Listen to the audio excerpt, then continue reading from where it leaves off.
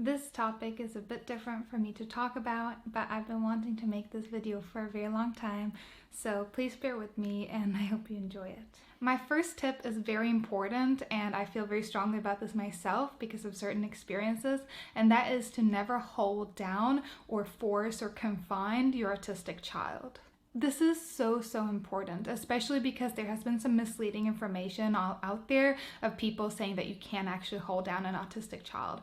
I do believe this is one of the main sources of trauma for autistic children who live with like normal loving parents who don't do much wrong, but this is something I think is very commonly used towards autistic children, but it really needs to stop. Unless the child is hurting themselves or someone else, there should never be a reason to hold them down. Being held down, and especially as an autistic person, can be extremely traumatizing. It completely removes the trust you have with this person, a trust that might have taken years to accumulate. You can tell I'm almost starting to cry just thinking about it, because this is one of the worst memories I've had with certain people that still live in my life, and I find it very difficult to relate to them even as adult because they've held me down as a child. And I will say this a few times in this video, and I think this goes for parenting and education, and that is a humble approach. It's very easy to say, oh, my child is hurting themselves because they're hitting their own legs, but I don't believe that's a humble approach.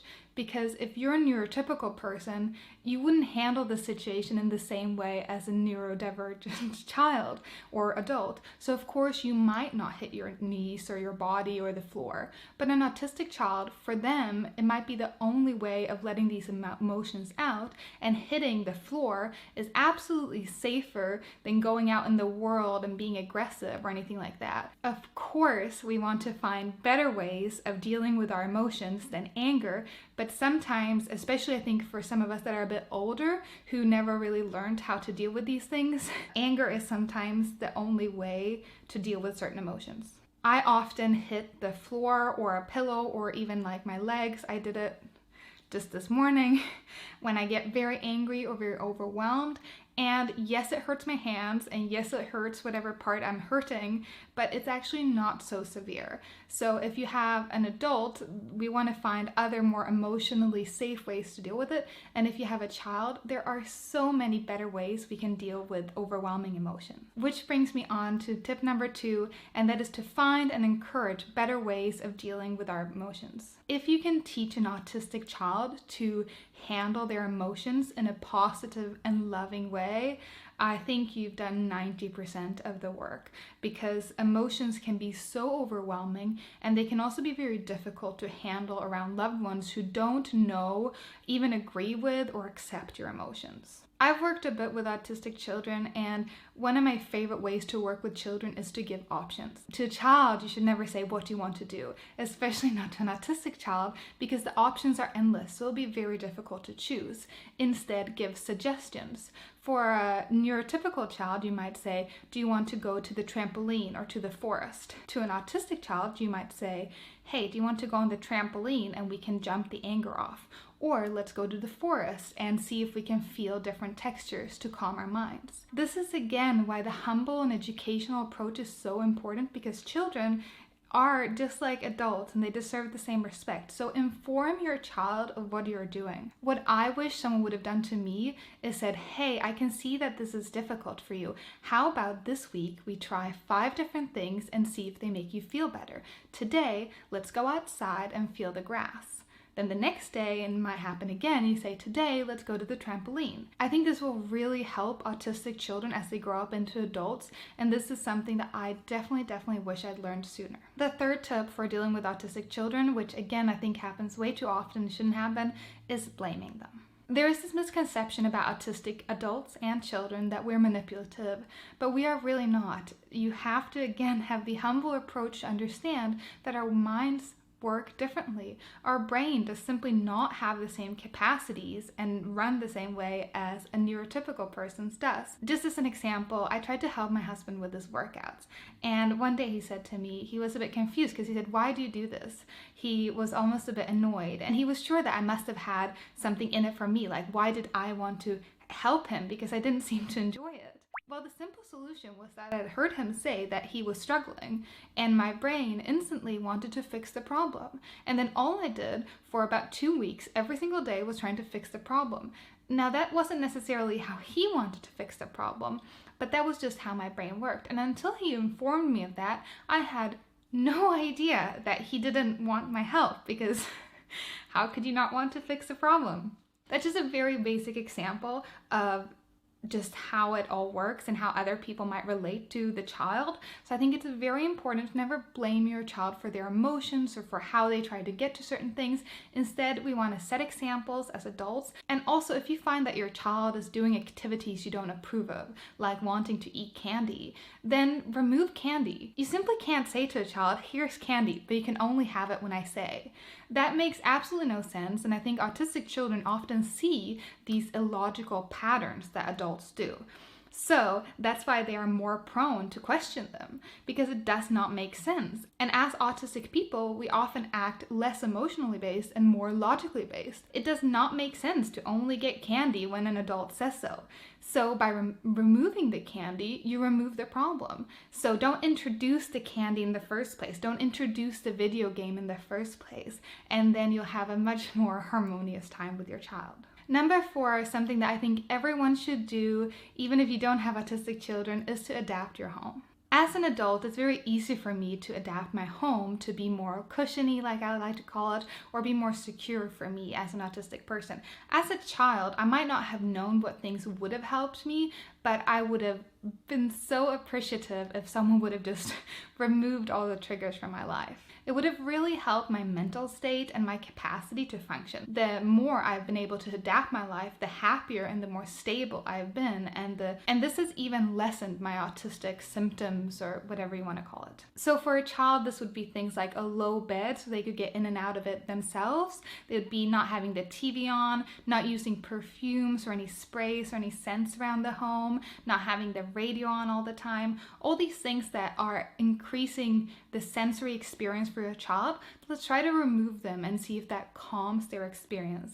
Things like this should make it easier for them to fall asleep, have their mood be more stable, and just make them feel better overall. And again, we need to stop this conception of doing things that are hard. If something is very difficult for your child, see if you can find a way to remove that difficulty instead of trying to make them force their way through it, because that's not going to help anyone in the long run. Number 5 is so important, and I say this to all parents and caregivers and educators, and that is to be humble. Now, when I say humble, I don't mean to bow or to be obedient. I mean the literal opposite. I mean be humble enough to realize that you don't know what it feels like to be autistic. You don't know what it feels like to be your child. You don't even remember how your brain worked as a 5-year-old, as a neurotypical person. So how on earth will you be able to know how your child's brain works? You have to educate yourself, read books, talk to your child, ask them questions, and try to find ways that work for them. Because the child is the priority, right? If you have a child, the child must be a priority. So I think we should move away from this thing of what works for you together as a partnership, because you are the adult. So you need to find a way that works for the child that you can also help and support them. I actually had a comment about this the other week on my other autism video, and I had a very similar experience. Their parent was a teacher, my dad was a teacher, and he's now a principal, so they've obviously met hundreds of kids with autism, and they've sort of figured out a way and a very non-humble experience of how to deal with them. But that does not make you a better parent or caregiver or teacher. Thinking you know that what you're doing is right often means that you're not right, because it's not humble, it's not educated, it's not also continuing to grow. So they had this experience where their parent would say, well, everyone is on the spectrum. I thought that was very funny, because my dad would say, everyone's on the spectrum, even I am. And that can be so discouraging, especially if your child is an autistic teenager or young adult, to hear that none of their feelings, emotions, or behaviors or difficulties are actually validated, because you're suddenly saying that they have the same difficulties as you do, which is absolutely not true. And it's a simplification of how autism works, and it's also a simplification of how difficult they find life. I can say that from firsthand experience that my life might not look as it's more difficult than other people, but the people who do know me, like my husband, the first time I lived with my friend, they were just absolutely shocked, right? Of how I live, of how I do day-to-day tasks, of how I move around, and the struggles I have. And I think this is so, so important to remember. Number 6 is to treat your child with respect. Autistic or not, every child deserves to be treated with respect. This means no yelling, no blaming, nothing you wouldn't do to someone you love. They're your partner in life. They're not an obedient, smaller part of you. They're a separate entity, and they are completely free and deserve all the love and respect. I think sometimes adults are being taught by society to not treat children or people with disabilities with respect, because it's sort of very difficult for many people to treat a screaming child with respect, because they lose all their sense of everything and then they start screaming or blaming the child. But it's so important to not have higher standards for your child than you have for yourself. It's also really important to always treat your child with love, because you brought the child into this world, so it is really yours and only yours responsibility to love them. Number 7 is no sugar and a predominantly plant-based diet. For some absolutely ridiculous reason, parents with autistic children in communities seems to have wholeheartedly decided that food has no effect on their autistic children, and that they're also not responsible whatsoever for what they ate during pregnancy or if they were a male during conception, and also what their children eat, which is absolutely ridiculous. As an adult, we all know that if you have a coffee, it alters your mood. If you have sugar, it alters your mood. If you have a chocolate bar for dinner, it alters your mood. So we know that to be true for ourselves, so of course that is true to our children. There are also countless and countless of actual good studies, and I'll link them in the description below, that show that both depression and autism, that symptoms can be relieved through diet. It's also very known from especially parents with vegan or whole food plant-based children that a well-nourished child that doesn't eat sugar, processed foods, or oils are much more stable in their mood. So although we're not removing the autism, we're removing the things that make life so much more difficult. For example, many autistic children and young adults are often depressed. I was depressed probably starting at the age of 5. Now, I shouldn't have been given medication, because medication, as I mentioned in my video to heal depression, can be very, very harmful and isn't actually proven to work. So instead, having a whole food plant-based diet and movement by like going in nature or swimming or dancing, all these kinds of things, it will help to stable your overall well-being. When your overall well-being is up, chances for outburst or anger or unstable emotions really go down. There are also very interesting studies on eating broccoli sprouts, and broccoli has been very good at minimizing autistic symptoms. So it's not about the fact that we want to say that these people are not autistic and that therefore we want to remove the autism from them. But also, please don't be attached to the word autism. We have to have some nuance when we talk about this. And yes, you might have accepted that your child has a diagnosis of autism, but we also need to find ways of helping the child. That doesn't mean letting them eat only sugar and candy and processed foods because they say that they like it. Of course they like it. That food is designed for us to like it. Instead, feed them healthy food and they will be healthier and feel healthier and grow up much, much healthier. I don't even understand why I have to be so cautious talking about this subject, but for some reason I do. So please be respectful. My tip number 8 is consider homeschooling. School was by far the worst time, experience, and part of my life. If there is anything in my life that I truly regret, it's school. There is no words to describe how terrible school was for me. Kindergarten during my Montessori years were pretty okay. Personally, from experience, having worked at Montessori and knowing a lot of people who work with Montessori, I think Montessori can be great for autistic children. I do not think, however, and this is a really, really important note, that kids with ADHD should be at a Montessori school. The system simply doesn't work for them, and it also disrupts the entire environment for all the other kids. So if your child has ADHD, I highly encourage you to find a different school. Not even a Montessori outdoor school, but actually a regular school. In my experience, children with ADHD seem to thrive in these classrooms where in Montessori schools where they have to often sit still, do drawings, do sensory experiences, it simply doesn't work for them. If I could have changed my life in one way, I would have kept all the trauma, I would have kept all the sadness, but I wouldn't have kept the school. For my parents, homeschooling was absolutely not an option. I'd never heard of homeschooling until I was 20. In Sweden, it's very, very uncommon. But homeschooling, I think, for an autistic child can be really, really useful because school is an environment just full of triggers and it can be very harmful for your child. Tip number 9, and I think this is so overlooked and I don't know why, because again, parents need to take responsibility, and that is to introduce healthy interests. Now, one of the most common things people say about autistic people is this thing about special interest, right? So yes, we might have special interests, but what they don't understand is that these special interests, they don't occur from within us. They are conditioned, just like your interests are. They depend on what we see around us. For example, I was never interested in video games because I didn't have anyone in my household playing video games. My parents never talked about video games, so of course I wasn't interested. Instead, my special interest was, and very much so is, classical literature, because we had an abundance of literature in my house and we have beautiful libraries in Sweden, and school was very much encouraging reading. So reading became a special interest still to this day, and it's also a very healthy one. So what I mean with this is we need to introduce healthy ideas and interests, just like with your other children. Introduce things like nature, animals, science, dancing, arts, literature, all these things, because how isn't that a better special interest than something like fireworks? That's bad for the environment, that's bad for their health, and that's just bad for everyone around them. So introduce healthy interests and let them choose. Number 10 is love and compassion. I think if there's one thing I feel like I needed more of as an autistic child, it's love and compassion.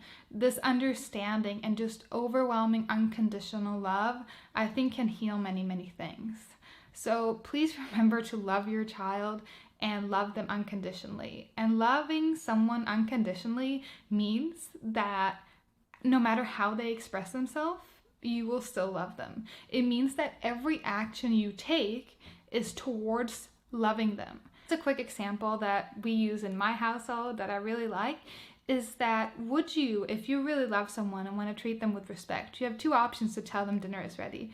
Would you scream from the other side of the house, dinner is ready, or would you simply take the 5 to 20 steps and walk into their room and say dinner is ready?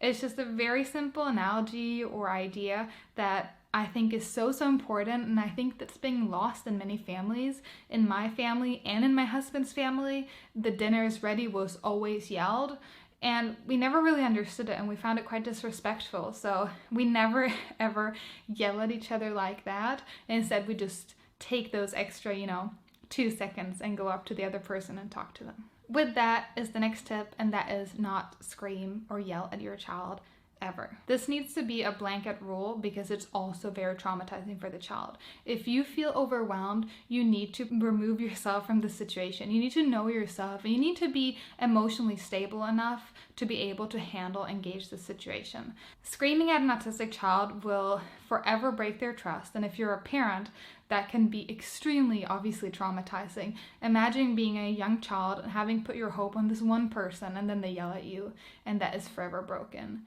So never ever yell or scream at your child. Instead, choose a more loving approach. And my last tip is make life work for them. Don't try to adapt your child to work for this thing we call life. I really hope that every parent knows this, but I know unfortunately that isn't the case. But the world we live in is not ideal. All the things we say are normal are extremely, extremely dangerous, not only for autistic people, but for everyone, for the climate, for the animals. It's not normal to go to school for 8 hours, go home, do homework for 2 hours, and then play soccer for 2 hours, and then be on Instagram for 2 hours. It's not normal to work for 10 hours, and then, I mean, it is normal, but it's not healthy. That's what I'm trying to say. So don't try to make your child adhere to these social norms, such as relationships, marriage, having children. I don't know why so many adults ask their autistic children if they want to have kids, because in my experience, many autistic parents are very, very traumatizing for their neurotypical children and their neurodivergent children, because they simply don't have the understanding of how a neurotypical person works. They also might not be very interested in the child, which can be very damaging for their relationship. And if the child is neurodiverse, they often again clash because they are two people who require extra care, but one of them is a child, so they can't care for the other. Adapt your routine, your life, your experiences, your activities to make them work for your autistic child. If this sounds like a lot of work, I don't know what to say, right? It's like, oh, I'm sorry, you had a child, they are autistic. What are you gonna do, just leave them on the street? No, we can't do that. My husband has this wonderful example where he says that people take better care of their cats than their children, because we don't put a cat out on the street and leave them when they're 18, right? We don't tell the cat, hey, you got to pay rent now, you're 18. No, we take care of them until they die. Whereas with children, we sometimes stop taking care of them even when they're 13 or even younger. I just think it's really important, again, to have the humble approach of realizing that parenting can be done better. And do we want to do whatever everyone's doing now, or do we want to do better? Do we want to have parents who are on their phone while their child is wanting attention? Do we want parents feeding their kids ice cream when the child would rather play with an animal or eat an apple? No, we don't want that, right? We want to raise children who are safe and independent. And independence comes from education and unconditional love and a feeling and a stable sense of security. That will really make your child thrive for as much as they possibly can. And I think if you have an autistic child, the absolute best gift you can give them is a happy childhood. And that, I think, is the best preparation for adulthood, because that will make them be able to be creative and stable in themselves and in their life choices, rather than trying to do what they've been told and then just falling into depression, which can have very, very serious consequences. I really hope you liked this video. I hope it was helpful. I myself love children so much. I have worked with children in many different ways, and I have never met a child I didn't love. I love children. I think they're perfect, and I'm very lucky. I think I have infinite compassion for a child. I have very little compassion and patience with adults. I try to work on that, but I've had children spit on me, hit me, bite me, and I really don't care, because they're children and I love them all unconditionally. So I really hope this video gives you some tips or ideas. I think, again, always asking your child and communicating with them and figuring out things together with them is really, really empowering for everyone, both for you as a parent and for them as a child. And being able to change things. Just because your child said on Monday that they liked swimming, then you go on the Wednesday and you expect that they want to go swimming, then they don't want to, but suddenly they're scared of making you feel bad. That's not a good situation. As an adult, you have to be able to adapt, because the autistic child can't adapt, so you have to be the one adapting. I should probably have some sort of disclaimer, but I really don't know what to say other than I have a very firm belief that if you want to be a parent, you either do it great or you don't do it at all. There is no point of being a parent if you don't feel like you want to take responsibility for all these years and do lots and lots of hard work and not sleep and all the things parents do. There are so many things you can do instead. And if you do have an autistic child, I really hope this video could help you communicate with them or create a better relationship with them, because If there is something I really miss, was having a really solid relationship with my parents. I think none of them really understood autism, and I think both of them actively fought against the notion that I would have autism. I truly believe that everyone can be better at everything, and parenting is just one of those things. If you want to help another person, try to help them from their perspective and not from your perspective. Thank you so much for watching this video, and thank you for all the lovely comments on my last video. And yeah,